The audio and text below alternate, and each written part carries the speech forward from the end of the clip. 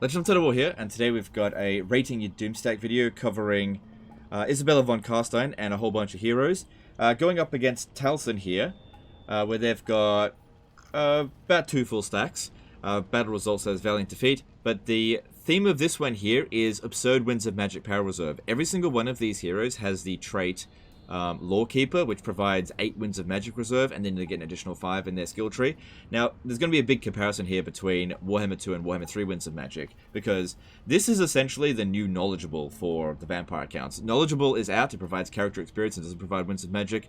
There's no way to just infinitely keep increasing Winds of Magic Power Reserve. However, there's a weird thing that's happening here when you get absurd amounts of Winds of Magic Power Reserve in Warhammer 3 compared to 2. So I'm just going to jump into the battle while it loads up and explain it. In Warhammer 2, if you have 1,000 Winds of Magic Power Reserve, you can still only have 30 active, ready to go at any given time. So using that 1,000 Winds of Magic Power Reserve takes a very long time. As you spend that magic, the recharge rate is reduced.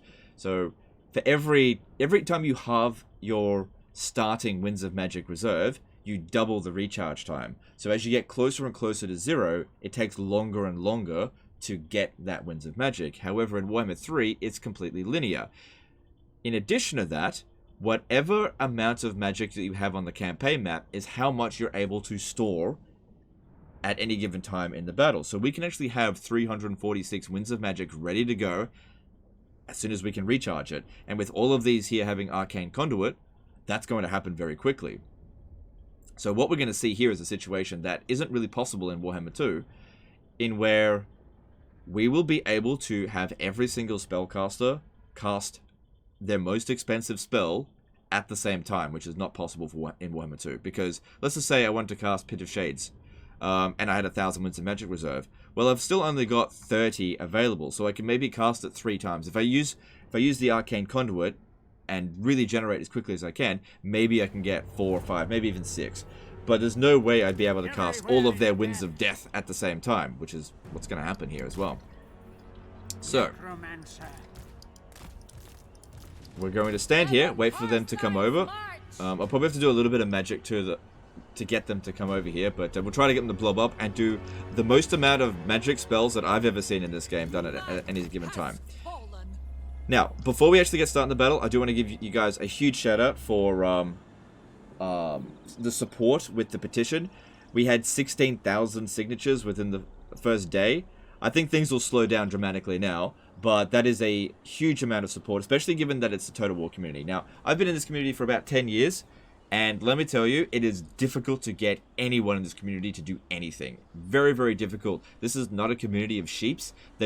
People just don't do as they're told. I tell people to subscribe, they don't subscribe. It's hard to get people to subscribe, right?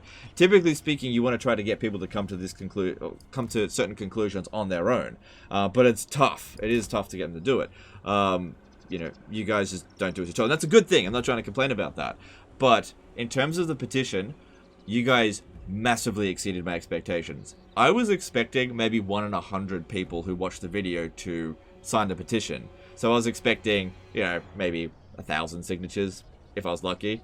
But the actual ratio was about 1 in 8, which to me is absolutely astounding that it had that much support. That you guys would go in and put your name on basically a worthless piece of paper, because we all know that it's not going to do anything. I knew that in the get-go of doing it. It's probably not going to do anything. Creative Assembly does not have to bend to the whims of a petition. But the point of it is to get a message across, to let Creative Assembly know that, you know, there is a desire for this to happen. And it's up to Creative Assembly now if they want to make it happen. I've tried to put forward the best arguments that I can. You know, something that's in their best interest. Because the thing is, you're not going to be able to get a company to act against their best interest. It has to be in their best interests to do it. And I think that it is. I've made that point. Now, there's also been a lot of people that argued against it. I want to address some of those as well. Well, before I do that as well, I want to give a big shout out to Tariff, because he did a community post on it as well. So I'm sure quite a few of the signatures on the petition are thanks to Tariff. So if you haven't subscribed to Tariff already, go and do that. And thanks for for him doing it. And also, by the way, Tariff makes really, really funny content. If you like memes and just short, quirky videos. Tariff's content is amazing. So go and check him out, even if you don't care about the petition. But yeah, just to address some of what the people against the petition said. Okay, I definitely appreciate their input, but the basic gist of it is Creative Assembly is a business. They can do what's best, and they should do whatever's in their best interest, right? How would this YouTuber expect to know better than Creative Assembly? The truth is we don't know if this would actually be better. You know, there's only one method that's being tried at the moment, which is to purchase all 3 games to get Immortal Empires, and maybe that is the best way for Creative Assembly to make the most amount of money. But given the gaming scene at the moment, I don't think that Total War Warhammer is being competitive right now. You know, it sold really well at launch. You know, we had big numbers at launch. We had big numbers at launch of Immortal Empires, and it decayed massively. And I think that other companies out there are doing better, especially Fat Shark. Fat Shark is an example of barrier to entry being so low that it's just overwhelming the support in the thing. Even if the game itself is crap, which I haven't played Darktide, but what they're doing is, I think, something to emulate. You know, they had a free weekend for Vermintide, completely free. I mean, it's been out for a long time. They had it completely free right before Darktide came out, and then people who played that game for free got their taste of what is to come with Darktide. It had an overwhelming positive effect for Darktide. Overwhelming. And I think that they just hit the nail on the head. They just did such a fantastic job of marketing that game. What have Creative Assembly done? They have not done anything of the sort. There have been Steam sales for sure, but the problem here is the barrier to entry is too high. Now, there have been quite a few people that, you know, say things like Creative Assembly knows best. You know, they've got market analysts and all this kind of stuff. You got to keep in mind as well. I've been on the scene for 10 years with Total War, and I've seen a lot of dumb things done by Creative Assembly. You've also got to keep in mind that the people who are at the top who are making these decisions, they're not gamers necessarily. It's just a business to them. This is what they've chosen to invest their time and money into, because they want to get an investment out of it. They don't actually care about Total War. They don't care about Warhammer. They're just like, let's make this a premium product and let's sell it for the highest price we possibly can. And that is definitely one way to do business, and they definitely can do that with Total War Warhammer because it is a premium product. However, does that mean it's the best way to do things? Let me guys tell you a little bit of a story that's happening in my local area that I've been aware of for like the past 5 years about corporate greed and how it's not necessarily the best way to make money. So there are a bunch of outlets for lease near our house, like for not shopping centers, like restaurants, you know, hole in the wall type places, very small, and there's some good restaurants down there. Now, the restaurants in that area, there's like a community Facebook page that my wife is a part of. I don't usually pay any attention, but she talks to me about this kind of stuff, and she tells me about how all of the shop owners complain about the high prices, and that the guy to work with is an absolute pain in the ass, and that sometimes they're looking elsewhere to find to lease a property in order to run their restaurant or whatever. There was a fish and chip shop that we went to. There was a good fish and chip shop, right? And about a year ago, they just couldn't pay their rent anymore, and they came in and, you know, seized everything. And that shopfront, that property, has been completely vacant ever since. And pretty much everyone can agree that not only would it be better for the area, but it would probably make them more money if they had just been a little bit more reasonable with their prices. Now, the thing is, the prices that they're charging for those rental properties is exactly on the market, exactly what the market says it should be charging. But just because a company can charge a certain price doesn't mean that they should, ethically or business sense-wise, and that sometimes the best innovators will actually charge underneath what their what they could charge, because they want to make it more accessible. And I think that would be a better case for Warhammer 3, because we have to keep in mind that when we've already owned all 3 games, we can see the value in owning Immortal Empires, right? But if you don't own any of the games, it's very difficult to see the value when asked. You have to pay for 3 full games, in order to play one game when every other game in the market doesn't do that. Now, there are egregious DLC abuses, essentially, with Paradox, for example, but none of their games require you to purchase 3 games in order to play the main thing. Now, of course, you could also argue, it's supposed to be a bonus. Realm of Chaos is the main game. No, it's not. Realms of Chaos is garbage. They fucked it up, okay? Realms of Chaos didn't work. As an advertisement for Total War Warhammer, it completely fails. It is the worst campaign out of all of the Total War Warhammer campaigns. The worst one. And that includes the shit Beastman campaign. It's just not good, right? They either need to make that significantly better or make it more accessible to get to Immortal Empires, because Immortal Empires and Mortal Empires Warhammer 2 are the true experiences of Total War Warhammer. That's what's going to keep the game going long term, not Realms of Chaos. Not at all. The Zenbai Jin campaign is okay, but the main campaign for Realms of Chaos is absolute garbage.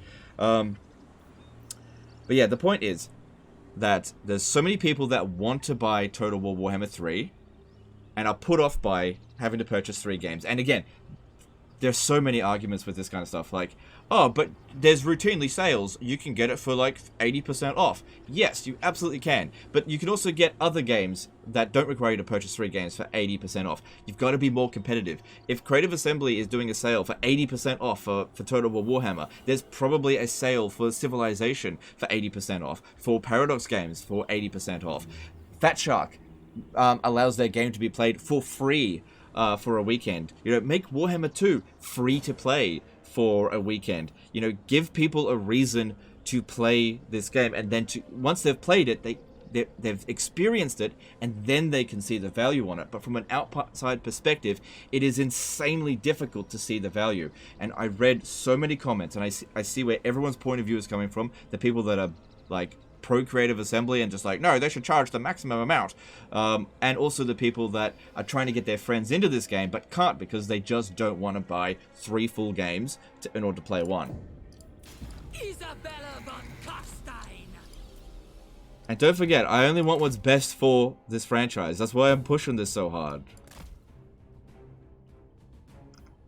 And you know what? I might be wrong. It's quite possible that I'm completely wrong about this, and this is what the way things are being done with Creative Assembly is the way to maximize their profits. Maybe. That may be the case. But I was there throughout Warhammer 2, and I've been here throughout Warhammer 3, and I'm telling you, Warhammer 2 did so much better. You know, it did so much better. Alright, what we're going to do here is just wait for the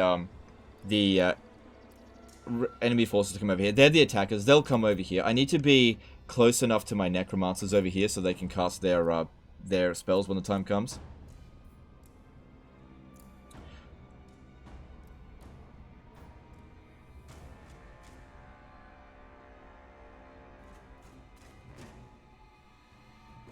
They'll come over here. Just gotta be patient. They're just waiting for their reinforcements.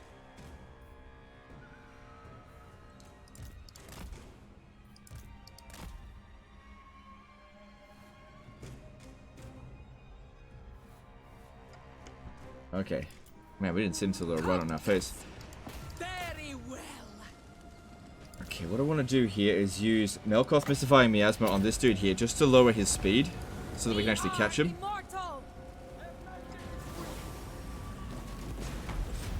He didn't even try to get away though. Try to surround him if possible.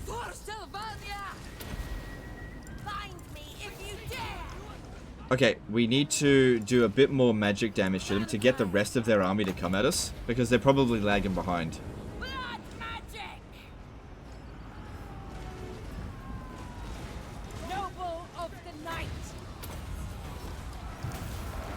Right, look at this, 236 reserves already, ready to go. Quickly! Death is coming!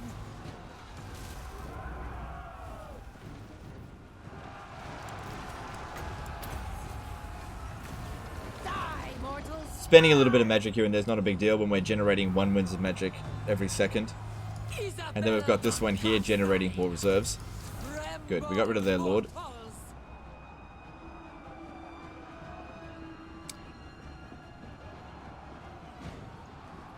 Yeah, this army could probably win without casting any spells, because I kind of wish he had gone up against a more numerous enemy. But I can understand why he pit us up against the Wood Elves here, because the Wood Elves are a more difficult enemy to go and fight than, say, Dwarfs, typically speaking. But it would have been so satisfying to see, like, 20 Winds of Deaths on a bunch of Dwarfs. Well, not 20, but, you know, a lot. Bring death. They will suffer. Alright, we just gotta wait for their reinforcements to come over here and commit to the fight. But we've already killed 150 of them. Just, come on, commit. They're blobbing up. Commit. I want to see the mother of all spellcasts over here. Let's move these guys up a little bit closer. They need to be able to cast. Yeah, they can reach from that distance. Necromancer. That's it. That's it. This is what we want to see here. Yeah, the AI is prone to blobbing up big time in Warhammer 3. Big time. Come on. Bring it all in. Alright, how many have we killed in melee? We're not killing that many. But like I said, it's just not a particularly numerous enemy. Come on. Bring it all in. Even the archers should come into... Oh my god, look at all this.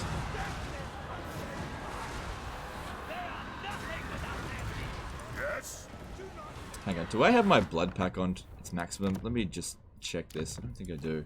Oh, I don't have... Oh, no, I don't have it on at all. We gotta put the blood pack on. Come on. Vampire. All life must end. Yes, I understand. Okay. Now, thankfully, this isn't on legendary difficulty, so we don't have battle realism on. That's really important for this one in order to get exactly what I want done in this particular battle. Alright, that's enough. What we want to do is cast every single spell overcasted at the same time. Now, this here is overkill. This is absolutely excessive. But because we have so much Winds of Magic, yeah, it doesn't cost that much. Overcasted costs 10. Oh, no, 17, sorry. So, all Pit of Shades, and also all Winds of Death. Don't worry about those archers over there.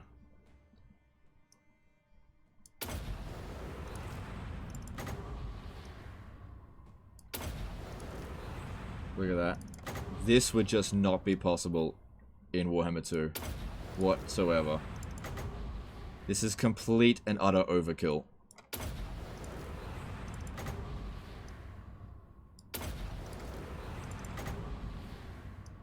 Make it look as nice as possible. And then we'll put it on slow motion as well. So what is that? 1, 2, 3, 4, 5, 6, 7, 8, 9 overcasted Winds of Death. And 5 overcasted Pit of Shades. Now, we could also add icing on the cake with Purple Sun. Why not? We got the magic reserves for it.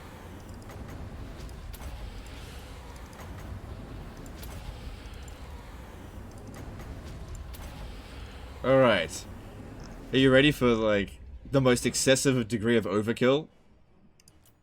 Alright, here we go. This is definitely a moment for cinematic camera. Here it comes. Let's do it from a bird's eye view.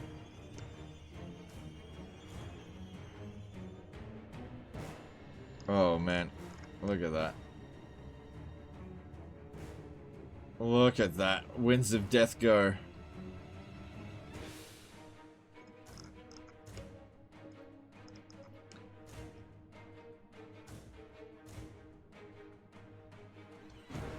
That was just not possible to do in Warhammer 2. There's just a whole bunch of missile units left over there. Man, the miscast damage over there was pretty severe. Bow before me. Look at that stain of blood. Isabella von Costa. Okay, just stay put. Stop. We've still got enough magic to hit them. I just need to wait for the actual spell to recharge. Isabella.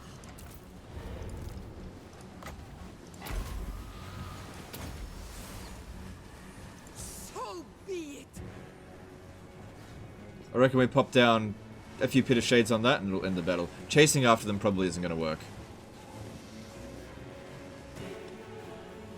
Vampire. Because, yeah, we're not on horseback and they're pretty quick. Blood magic. And we still got a good amount of reserve remaining. Alright, there we go. Don't worry about pausing it all for this. They're not trying to dodge it. We are the new order. Blood magic.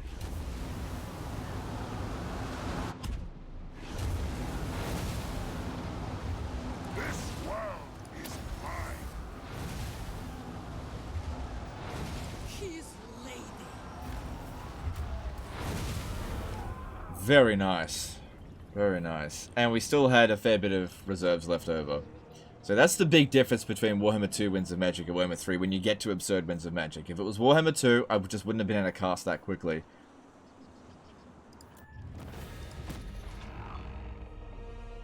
The thing is, though, in Warhammer 2, you were able to get with most factions that were able to cast Magic, Absurd Winds of Magic Reserve. Every single one of them. In Warhammer 3, however, it's really kind of reserved for the vampire accounts only.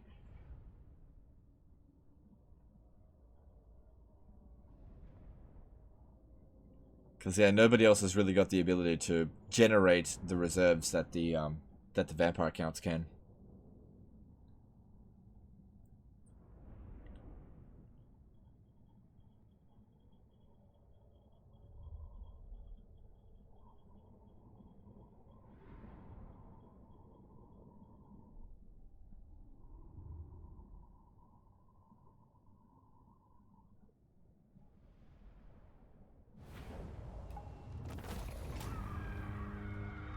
Cool. We'll probably get attacked again over the end turn. Yeah, so I'm not going to fight another battle, because he threw himself right at the heart of it. I kind of wish they had sent 4 full stacks at us at once, but they just don't deem it strong enough to go at. As I've said before many times, that the AI will throw as much force as they think that they need to win, but they don't realize that against hero stacks, the auto-resolve is not accurate whatsoever. So, just a quick summary. Oh yeah, we've got to actually rate this Doom stack. In terms of practicality, it's not that practical, okay? Because getting that many of those traits is only really viable to do easily if you save the characters, so that you load them into different campaigns. Getting the capacity for them is not difficult, especially with the Von Carstein. It's not difficult at all. But yeah, getting those traits is the difficult part. So, medium-low to low practicality, but again, if you're saving the characters to load them into different campaigns, then it's actually kind of medium to medium-high practicality.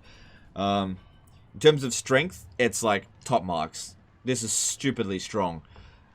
I'd probably switch out a lot of the necromancers. It's not even a full stack, and just get more vampires to make it even stronger, but that's just excessive.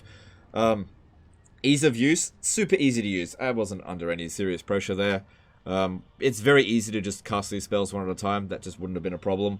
But I just want to showcase how ridiculous that situation can be. So overall, very good Doom stack. And it's just up to you if you want to actually build it. And then in terms of the petition, again, greatly appreciate all the support. Even if you didn't sign the petition, I still greatly appreciate your input. Even if you just watched the video and you didn't care for it, if you left a comment, I appreciate it. Because I think this is a discussion worth having. And I know that other people have tried to get this discussion to happen as well. I know the Great Book of Grudges tried a little while ago. I've spoken to some of the other creators, and they said they've actually tried to push this, and they got a lot of pushback from it. But I felt like there was a lot of support. I read the Reddit post. There was 2 separate Reddit posts. And, you know, there are nasty things being said, but that's always the case, you know. Even when I'm doing, like, charity stuff, there's always people being like, why is he doing that charity? Or, you know, something like the nastiest thing they could possibly say. Some people just feel the need to say it. That's always going to happen. But one thing that I did see, that I don't normally see, is that anybody who said anything nasty about it was fucking downvoted as shit. So I greatly appreciate that, and I feel a little bit more kinship with the Reddit, because I don't feel like I've had that with the Reddit this year. I fought very hard this year to try to get a better quality of product out to you guys with Warhammer 3, and it's been a fucking painful experience. And I don't feel like the Reddit's had my back whatsoever, but I do feel like the Reddit, for the most part, had my back, and that my community had my back with this one here, because I do want what's best for the players, for me, obviously. All this stuff here is in my best interest. Let's be real here. There's been a few comments like, "Oh, he's only doing it because it'll benefit him." Of course, it's going to benefit me. Of course, it will. I don't do things out of self-sacrifice. Of course, I'm going to benefit from it. But again, I also think that Creative Assembly will benefit from it as well. And I want the best for Creative Assembly. I want them to make $1 billion, but they've got to put in the work and they've got to not make these ridiculous mistakes. You know. When we were in early access with Realms of Chaos, and I was telling them that I urged them to make patches, I wasn't doing that because I was like, I wanted them to spend more money on the game. I want this game to do the best it can for them, and I do 100% believe that as a premium product, it can't be making colossal mistakes like that. Like the Realms of Chaos. And whether you like the Realms of Chaos or not, you have to admit that it was a colossal failure. Okay, the player base dropped off to a minuscule amount of players. Warhammer 2 and 3 Kingdoms both had higher player bases than the Realms of Chaos. You know, 3 Kingdoms does not have a 3-game combined map. You know, for it to surpass Warhammer 3, you know, a 3-year-old game surpassing a 6-month-old game at the time, was absolutely ridiculous. So you cannot possibly argue that the Realms of Chaos did a good job. It didn't whatsoever. Creative Assembly made a colossal fucking mistake. One of the biggest mistakes I've ever seen this company make. And I've seen them make some fucking massive mistakes, right? So again, if you're sitting there thinking Creative Assembly knows best, they know what to do all the time, they really don't. And sometimes we need to guide them and help them, and that's what I'm trying to do. But it's fucking hard, right? You know, it's so hard to make video games. Yes, and it's so hard to get a developer to actually do something different. Appreciate you guys. Appreciate Creative Assembly for making the game. I hope you're all well, and we'll see you next time, fuckers. Bye.